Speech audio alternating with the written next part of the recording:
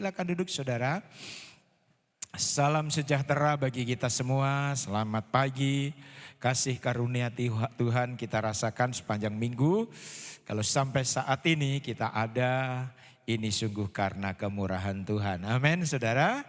Baik, tema khotbah hari ini yaitu undang Yesus dalam kesulitanmu. Sekali lagi, undang Yesus di dalam kesulitanmu. Nah, seringkali saudara, saat Tuhan izinkan kita mengalami kesulitan, saat Tuhan izinkan kita mengalami kesukaran, kita berdoa, Tuhan, keluarkan aku dari kesulitan hidup ini. Tuhan, keluarkan aku dari masalah ini. Keluarkan aku dari tantangan ini, aku tidak mampu Tuhan, keluarkan aku. Nah, saudara, doa-doa ini tidak salah. Sekali lagi, ketika Tuhan izinkan tantangan, kesulitan, masalah dalam hidup kita, lalu kita berseru, kita berdoa, Tuhan keluarkan aku dari setiap kesulitan ini. Sekali lagi saya katakan doa ini tidak salah. Tetapi ada doa yang lebih tepat saya rasa dari apa yang kita doakan. Yaitu apa? Kita berdoa, Tuhan datanglah di tengah-tengah kesulitanku saat ini. Amin, saudara. Amin. Saya rasa yang lebih tepat ketika Tuhan izinkan kita mengalami masalah, ketika kita mengalami kesulitan, kita mengundang Tuhan hadir di tengah-tengah kesulitan yang kita alami. Karena apa saudaraku? Justru sering mujizat terjadi, keajaiban terjadi bukan saat kita keluar dari masalah.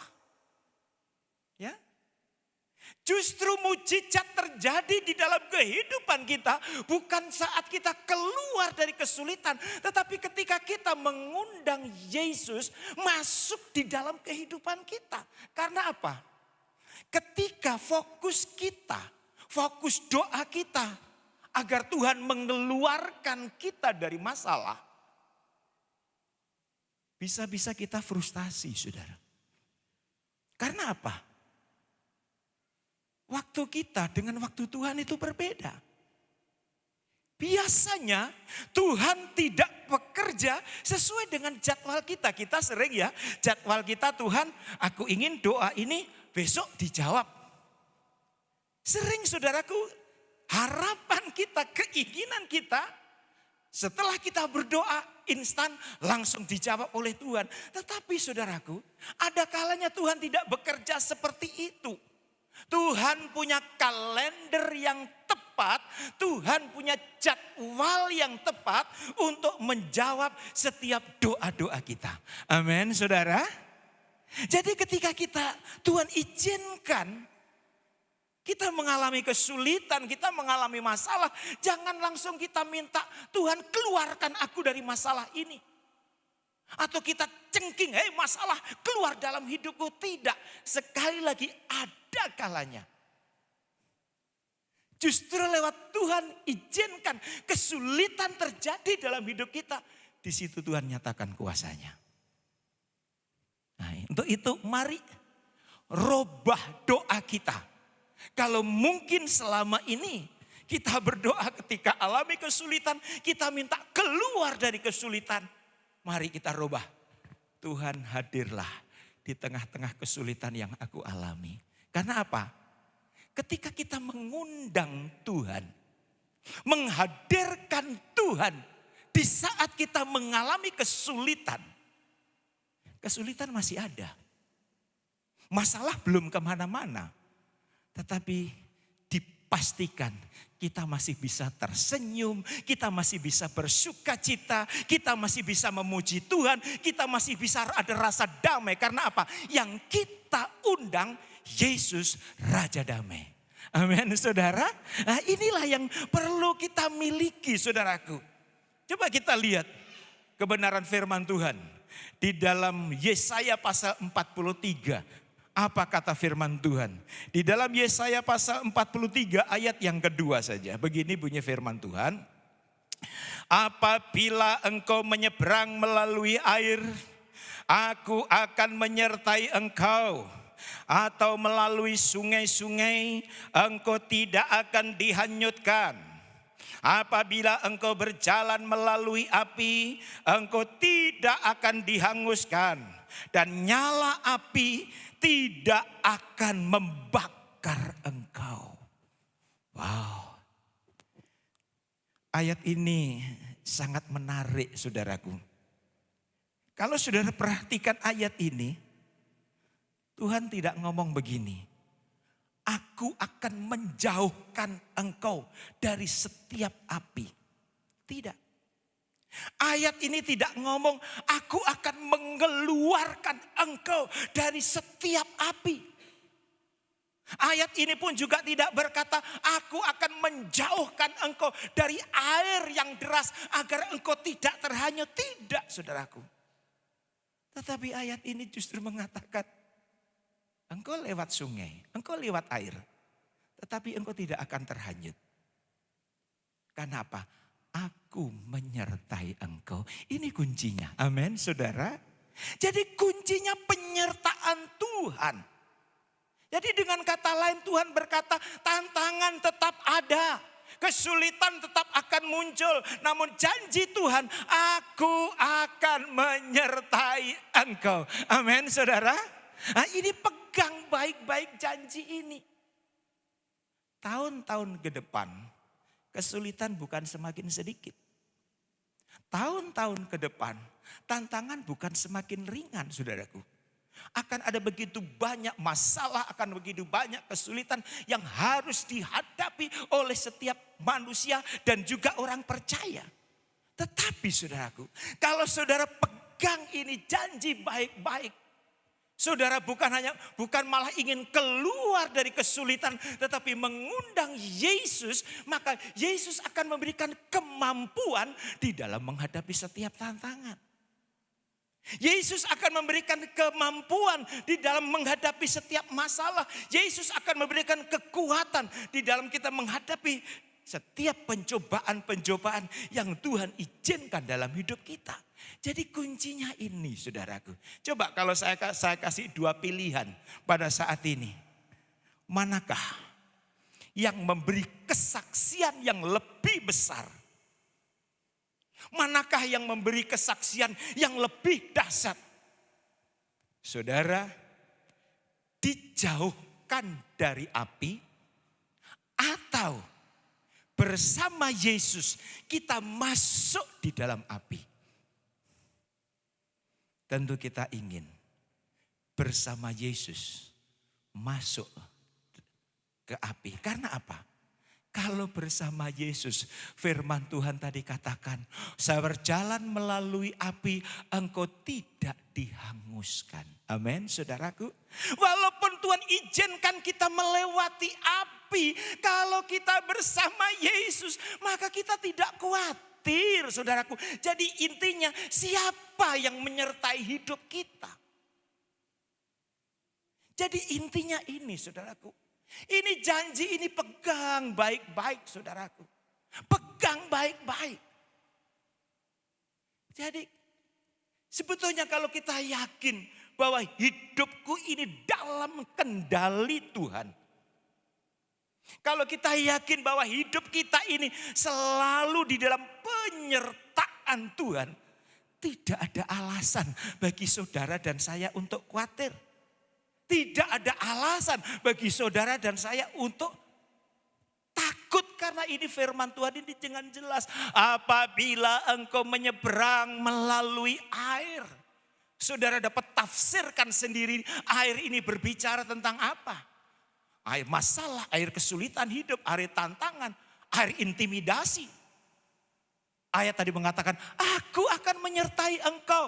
Atau melalui sungai-sungai engkau tidak akan dihanyutkan. Terserah kita tafsirkan sendiri. Sungai-sungai ini berbicara tentang apa. Tetapi janji Tuhan, kita tidak akan dihanyutkan oleh derasnya sungai. Amin, saudara. Asal kita punya keyakinan. Yang menyertai kita adalah Tuhan Yesus. Amin saudara. Yang menyertai. Jadi pastikan hidupmu itu disertai oleh Tuhan Yesus. Kita lihat di sini sungguh luar biasa tadi. Apabila engkau melewati api, api tidak akan menghanguskan engkau. Dan nyala api tidak akan membakar engkau. Tentu hal ini pernah dialami, punya pengalaman Sadrak, Mesak, dan Abednego. Wow, saudaraku, kita lihat di sini. Pengalaman yang konkret. Tuhan tidak berusaha mengeluarkan Sadrak, Mesak, dan Abednego keluar dari dapur api. Tetapi Tuhan luaskan. Tuhan izinkan itu terjadi. Tetapi kenapa? Mereka tidak terbakar. Penyertaan Tuhan. Amin, saudara. Janjinya digenapi. Pengalaman Daud pun juga terjadi begitu. Di dalam Mazmur pasal 23 ayat yang keempat. Saudara perhatikan ayat ini. Sekalipun aku berjalan dalam lembah kekelaman, aku tidak takut bahaya. Sekalipun aku berjalan di dalam lembah kekelaman. Saudaraku, apa itu lembah kekelaman? Lembah kekelaman itu adalah gambaran tentang dunia di mana tidak ada kehidupan. Lembah kekelaman itu gambaran tentang dunia yang ada diliputi hanya ketakutan, yang ada diliputi hanya teror, yang ada diliputi hanya dengan bahaya, pembunuhan, dan ajal kehidupan. Wow, artinya apa? Lembah kekelaman itu adalah sesuatu yang sangat mengerikan. Sesuatu yang sangat menakutkan. Di sekitarnya ada kematian. Di sekitarnya ada teror. Di sekitarnya ada intimidasi. Tetapi Raja Daud dikatakan, aku tidak takut. Mengapa? Apakah Daud ini Superman? Diciptakan dari emas? Kok dia tidak takut dengan lembah kekelaman? Alasannya kalimat selanjutnya. Sebab engkau besertaku. Amin saudara. Amin saudara. Ini kuncinya. Kalau mungkin di hari-hari ini. Barangkali saudara, Tuhan izinkan kita melewati lembah kekelaman. Tuhan izinkan kita mengalami kesulitan demi kesulitan hidup. Kebutuhan yang semakin membengkak sementara pemasukan tidak sesuai dengan pengeluaran yang ada. Mungkin itu saudara katakan itu sebagaikan seperti air yang deras. Tetapi kalau saudara yakin akan janji Tuhan ini, aku akan menyertai engkau dan engkau tidak akan terhanyutkan. Itu yang akan dikerjakan oleh Tuhan. Ayo saudaraku. Saudara jangan hanya tahu firman, tetapi tidak mengimani firman itu di dalam kehidupan kita. Jadi mari, kalau selama ini doa kita, sekali lagi tidak salah. Kalau selama ini doa kita, ketika Tuhan izinkan kita dibawa ke dalam lembah kekelaman. Ketika Tuhan izinkan kita masuk di dalam kesulitan hidup. Lalu kita berdoa, keluarkan aku Tuhan. Dari kesulitan yang aku hadapi ini. Robah doa kita. Biarlah kita Tuhan, hadirlah di tengah-tengah kesulitanku. Karena apa? Ketika Tuhan hadir, kita akan diberikan kemampuan, kesanggupan untuk menyelesaikan kesulitan itu. Amin saudara. Berikan kemuliaan untuk Tuhan kita Yesus Kristus. Yesus akan memberikan kemampuan sekalipun kesulitan masih ada. Masalah belum kemana-mana saudaraku. Tetapi Tuhan Yesus akan memberikan kemampuan. Seperti Daud tadi. Sekalipun melewati lembah kekelaman. Dia tidak takut karena apa? Dia mengundang Yesus. Dia tidak coba keluar dari lembah kekelaman. Atau menghindar dari lembah kekelaman. Dia tetap masuk di dalam lembah kekelaman. Dia tetap masuk melewati sungai-sungai. Dia tetap melewati api. Tetapi Daud tidak takut karena apa? Tuhan yang menyertai. Nah, di dalam Daniel pasal 3 pemuda Ibrani tadi tidak mau sujud menyembah berhala milik Raja Nebukadnezar. Ketika Raja Nebukadnezar tidak mau menyembah patung yang didirikannya, reaksinya apa? Raja marah sekali, saudaraku. Raja marah sehingga dia mengancam, kalau kamu tidak mau menyembah patung yang kudirikan, kamu akan kumasukkan ke dalam dapur api. Wow. Siapa yang tidak takut? Siapa yang tidak takut dengan dapur api? Siapa yang tidak takut dengan lembah kekelaman? Dipastikan sebagai manusia kita semua takut, saudaraku. Dan ini yang ngomong bukan prajurit, saudaraku. Tetapi yang ngomong ini sabdone raja. Apa yang disampaikan oleh raja harus dilaksanakan. Tetapi dia luar biasa. Ayat yang sudah terkenal. Daniel pasal 3. Ketika Sadrak Mesak mendapat ancaman dari Raja Nebukadnezar. Apa katanya? Ayat 17 di sana dengan jelas. Jika Allah kami yang kami puja sanggup melepaskan kami, maka ia akan melepaskan kami dari perapian yang menyala-nyala itu. Dan dari dalam tanganmu ya Raja. Ayat 18. Tetapi seandainya tidak, hendaklah Tuanku mengetahui. Wah. Saya sangat tertarik dengan kalimat ini. Hendaklah Tuanku mengetahui ya Raja, bahwa kami tidak akan memuja dewa Tuanku dan tidak akan menyembah patung yang Tuanku dirikan itu. Apa reaksi daripada Raja Nebukadnezar setelah mendengar penyampaian dari 3 pemuda Ibrani ini? Kalau orang Jawa seandainya rajanya orang Jawa, ya wes kamu tidak mau ya sudah. Mungkin kalau saya mungkin begitu. Tetapi apa dari dari Raja Nebukadnezar? Semakin marah, saudaraku. Semakin marah. Sehingga langsung panggil ini prajuritnya. Panaskan ini api 7 kali lipat dari yang sudah biasa. Dipanaskan 7 kali lipat. Saudara, ini ada satu pelajaran yang indah. Mengapa? Mengapa Tuhan mengizinkan untuk raja memanaskan api itu sampai 7 kali lipat panasnya? Tujuannya apa? Agar menghasilkan mujizat yang lebih besar. Amin, saudara. Ini tujuannya.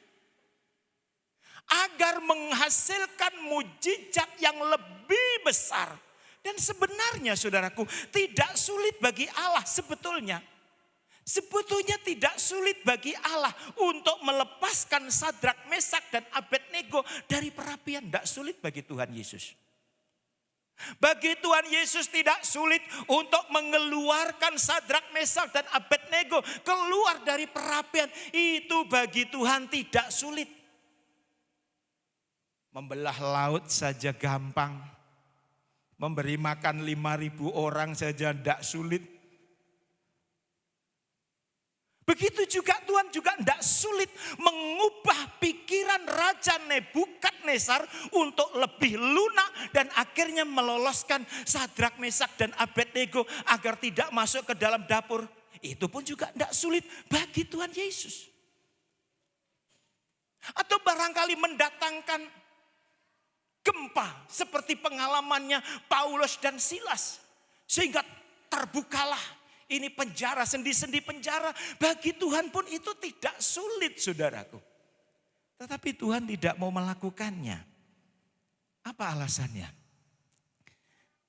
Agar Raja Nebukadnezar dan seisi istananya melihat mujizat Tuhan. Amin. Amin. Amin, saudara. Kalau seandainya Sadrak, Mesak, dan Abednego tidak masuk di dalam dapur api. Nanti kita akan baca ayat-ayatnya. Bagaimana penyampaian daripada Raja Nebukadnezar setelah melihat 3 orang ini tidak terbakar. Jadi saudaraku, ketika Tuhan izinkan kita mengalami masalah, bukan berarti Tuhan tutup mata. Bukan berarti Tuhan tidak tahu tetesan air mata kita seperti pujian tadi. Tuhan mengetahui seluruh keberadaan kita. Tuhan tahu. Tetapi kalau Tuhan izinkan kita mengalami kesulitan hidup. Ketika Tuhan izinkan kita mengalami sesuatu rasanya yang membuat kita tidak ada harapan. Karena apa? Allah punya rencana. Untuk itu, ketika kita ada masalah, ketika kita ada kesulitan hidup, jangan langsung berdoa, Tuhan keluarkan aku dari masalah ini. Atau cepat-cepat saudara cengking, hei masalah keluar dari hidupku, jangan. Undang Yesus. Amin, saudara. Undang Yesus. Jangan langsung setiap kesulitan hidup dalam hidupku saya cengking dalam nama Yesus. Padahal di dalam kesulitan hidup itu Allah ingin menunjukkan mujizatnya. Allah ingin menunjukkan kuasanya. Saudara, kita tidak akan alami, kita tidak akan mengakui bahwa Yesus itu tabib yang ajaib kalau saudara tidak pernah sakit. Tuhan izinkan kita mengalami sakit, lalu dijamah oleh Tuhan, pertolongan Tuhan. Dan kita berkata, Yesusku luar biasa. Dan saya sering dengar ketika saya besuk kepada jemaat-jemaat, Om hanya kemurahan Tuhan, Om saya bisa sembuh. Om hanya kemurahan Tuhan, Om saya lolos dari maut, Om. Kalau tidak sakit, mungkin belum tentu dia ngomong seperti itu. Amin, saudara. Jadi jangan langsung dicengking. Ada masalah sedikit, saya cengking masalah dalam hidupku keluar. Kapan kita dewasa?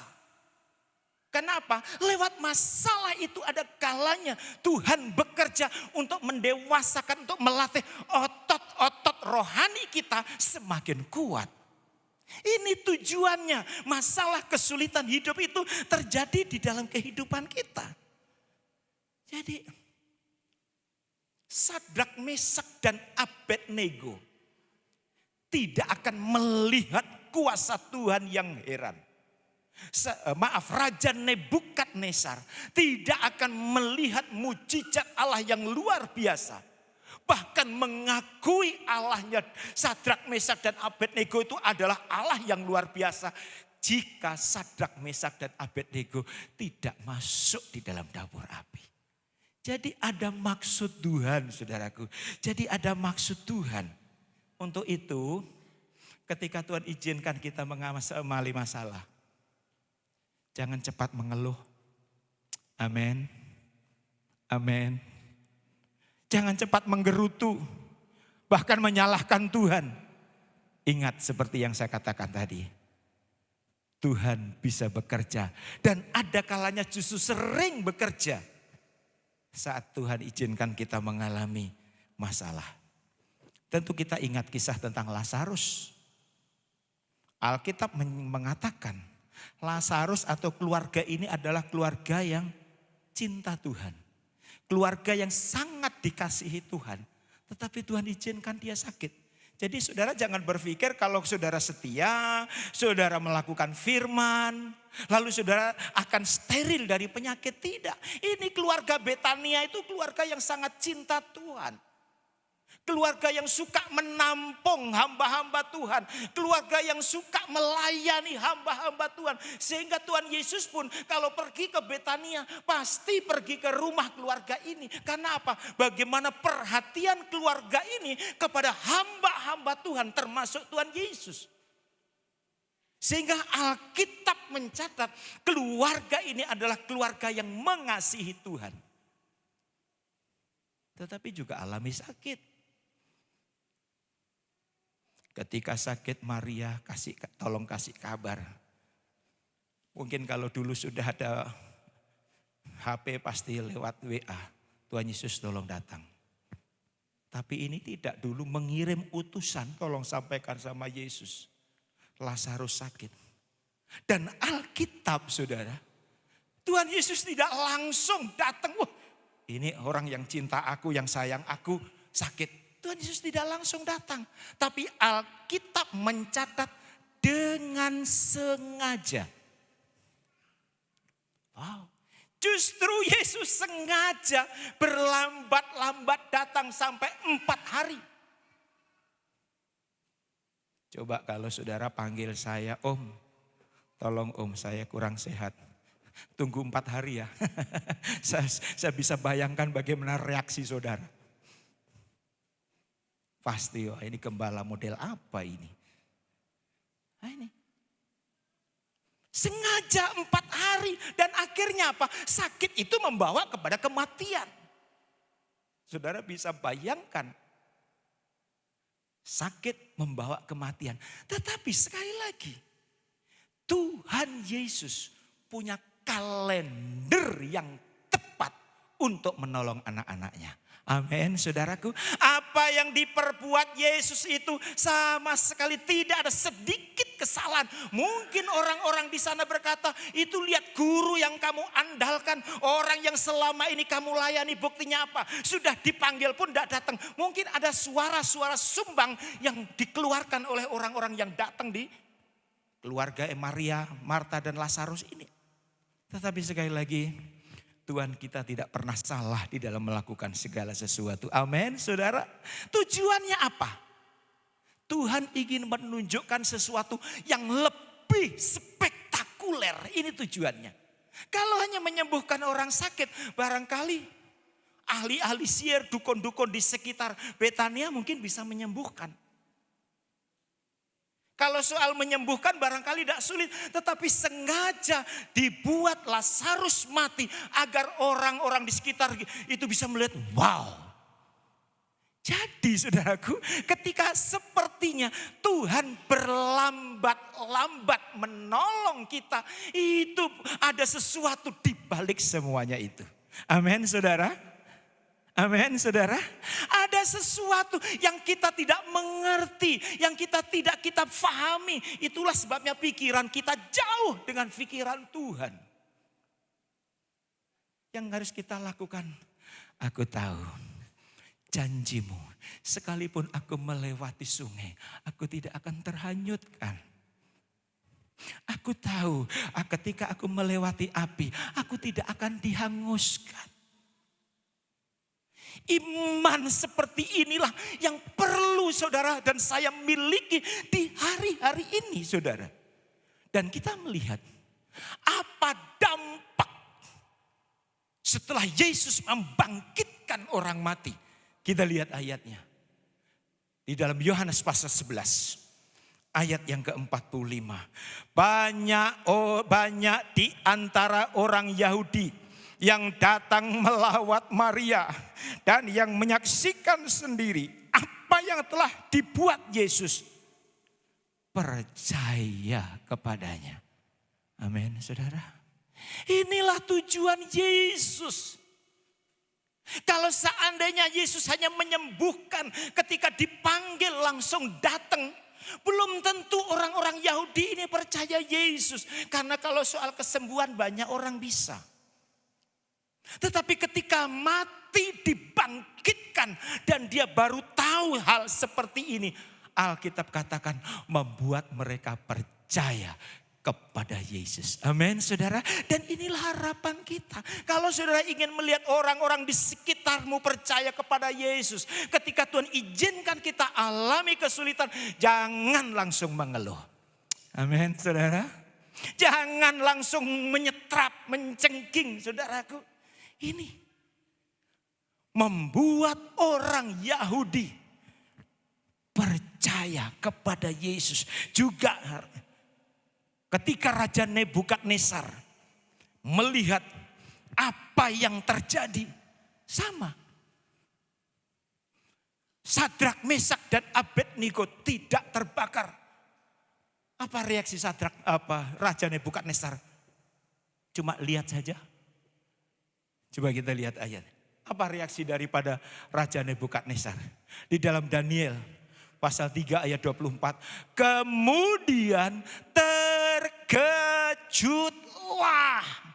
Raja Nebukadnezar. Amin, saudara. Kalau saudara ingin melihat orang-orang di luar sana terkejut dengan kita, saudaraku. Ketika Tuhan izinkan kesulitan, undang Yesus. Amin. Amin. Kalau saudara ingin melihat orang-orang di sana terkejut melihat perubahan kita, undang Yesus. Sekali lagi saya akan baca. Kemudian terkejutlah Raja Nebukadnezar, lalu bangun dengan segera. Saudara perhatikan. Berkatalah ia kepada para menterinya, bukankah 3 orang yang telah kita campakkan dengan terikat ke dalam api itu? Jawab mereka kepada raja, benar ya raja, katanya.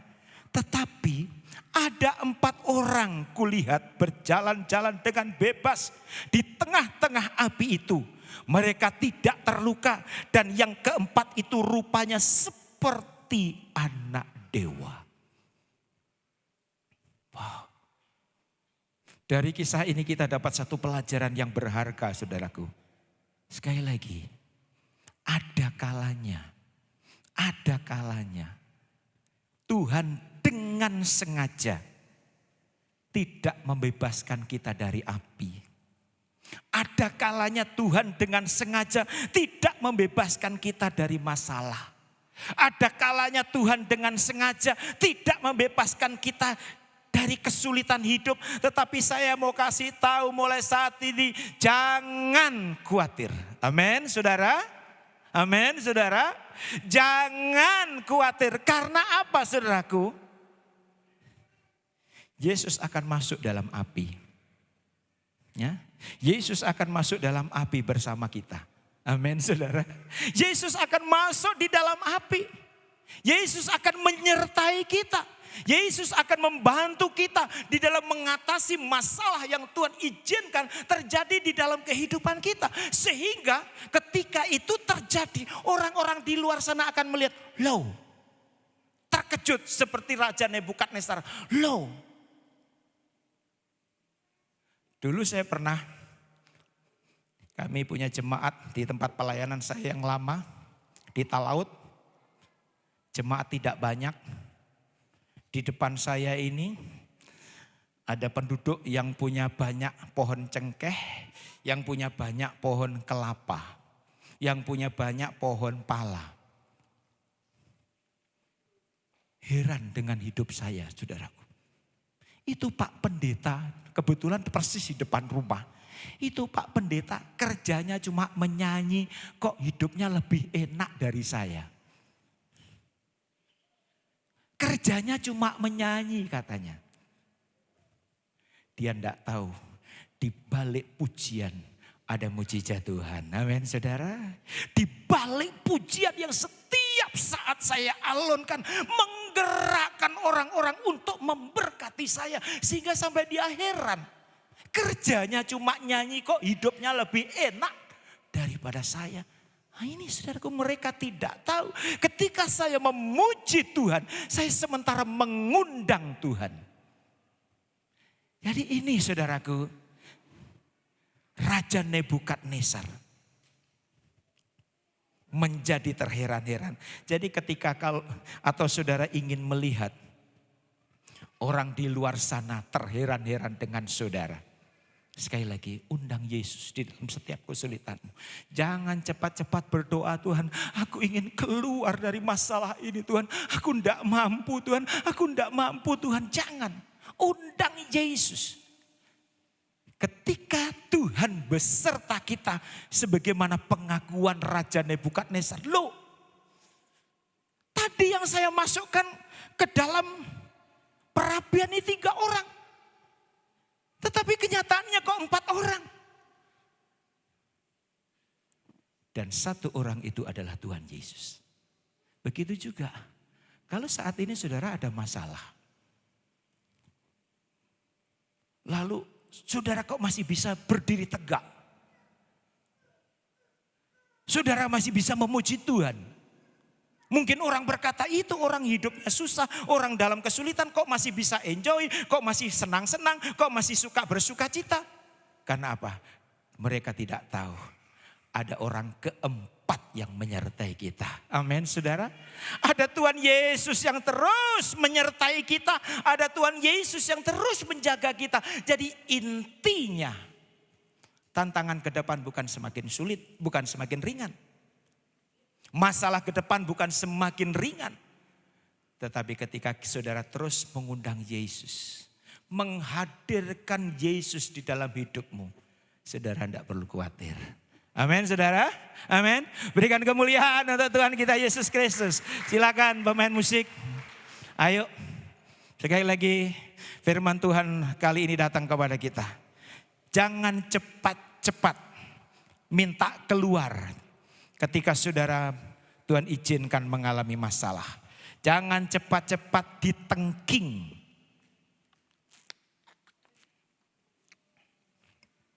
Kalau saudara ingin melihat orang-orang di luar saudara melihat hal-hal yang luar biasa, yang spektakuler, yang kagum saudara. Sehingga kalau saudara membaca ayat-ayat selanjutnya tadi, Raja Nebukadnezar ngomong, mulai hari ini kamu harus hormat kepada Allahnya Sadrak, Mesak dan Abednego. Ini loh saudaraku, jadi ada kalanya mujizat Tuhan izinkan, Tuhan luaskan sesuatu terjadi dalam hidup kita agar apa? Tuhan ingin melakukan yang lebih dahsyat, lebih besar. Sama dengan Lazarus, waktu sehat, waktu sakit, Yesus biar tetapi mati. Ketika mati, di situ Allah bekerja. Tuhan Yesus memberkati firman-Nya. Haleluya. Kita nyanyi satu pujian. Sementara saudara menyanyikan pujian ini, renungkan firman Tuhan. Biarlah kita senantiasa bersama dengan Tuhan Yesus. Hidup kita dalam kendali Tuhan.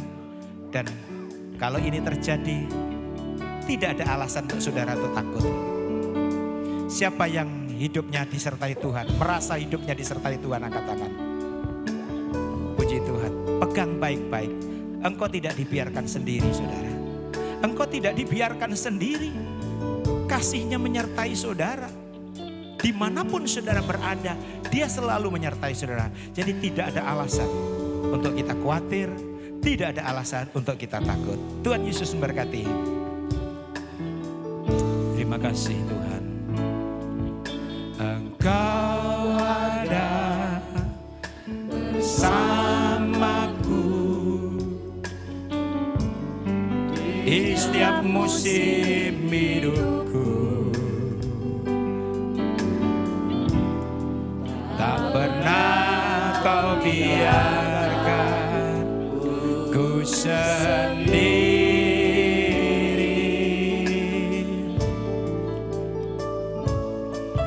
Kekuatan di jiwaku ketika kita bersama Tuhan adalah bersamamu. Amin. Tak pernah ku ragukan kasih-Mu. Sekali lagi saudaraku, Engkau ada bersamaku. Engkau ada. Mari kita nyanyikan pujian ini bersama-sama. Amin. Haleluya. Di setiap musim hidupku, tak pernah Kau biarkan ku sendiri.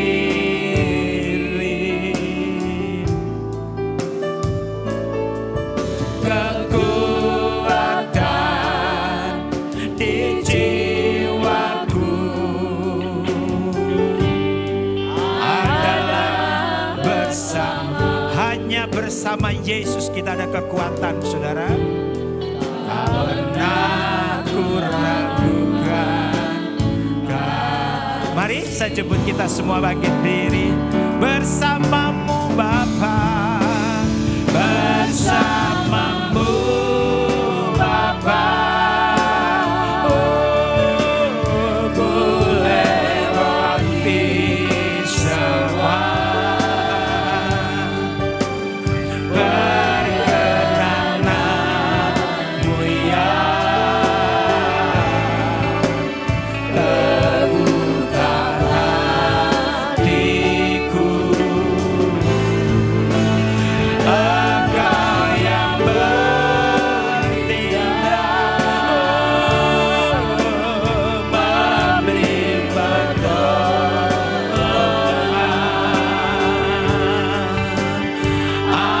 Anugerahmu besar melimpah. Katakan bersamamu Bapa. Oh, bersamamu Bapa. Yesus, ku lewati semua. Perkenananmu ya, teguhkan hatiku. Engkau yang bertindak, Yesus, memberi pertolongan. Anugerahmu besar melimpah.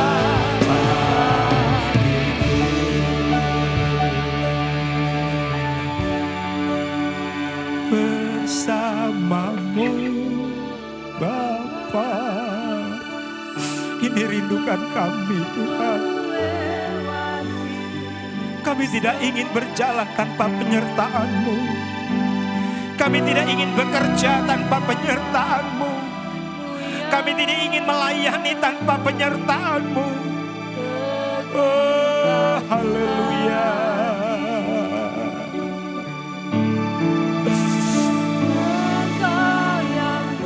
Haleluya. Yesus.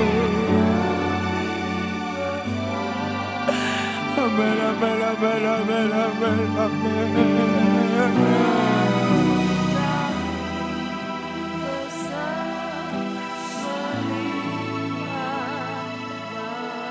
Saudara, tutup mata jasmanimu sebentar. Buka mata rohanimu. Sekali lagi, di tahun-tahun ke depan, tantangan bukan semakin ringan. Di tahun-tahun ke depan, kesulitan bukan semakin ringan. Ayo,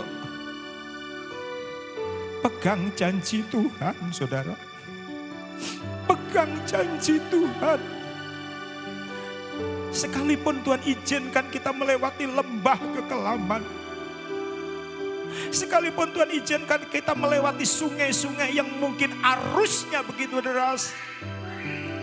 Sekalipun mungkin kita harus melewati api. Jangan takut saudara. Ada orang keempat yang terus menjaga saudara dan saya. Ada Yesus yang terus menyertai saudara.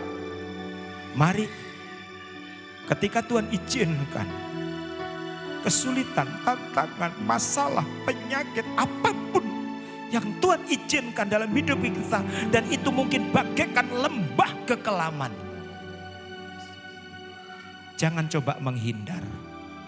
Jangan coba berdoa untuk keluar dari itu. Tapi undanglah Yesus. Undanglah Yesus. Undanglah Yesus. Dia akan memberikan kekuatan. Dia akan memberikan kesanggupan di dalam kita menyelesaikan, menangani setiap kesulitan yang ada. Bersamamu Bapa. Ya Yesus. Ya.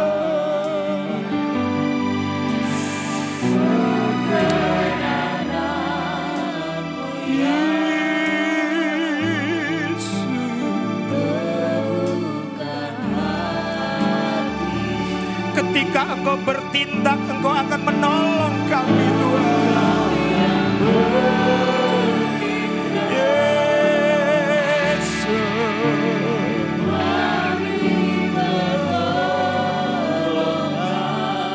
Amin, amin, amin, amin, amin, amin.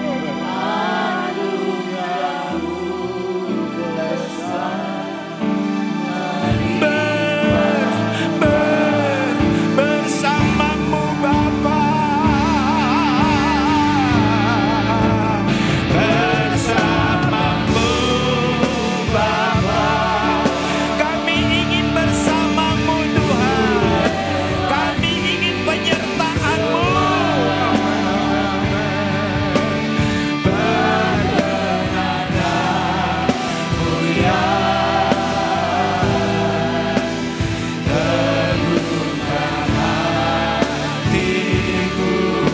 Dengan kasih Bapak Bayu maju ke depan, berdoa untuk firman Tuhan. Haleluya. Dan kami mengundang hamba-hamba Tuhan yang sudah ditugaskan untuk maju ke depan berlutut. Kamu besar melimpah. Pak Bayu maju ke depan untuk firman Tuhan. Bersama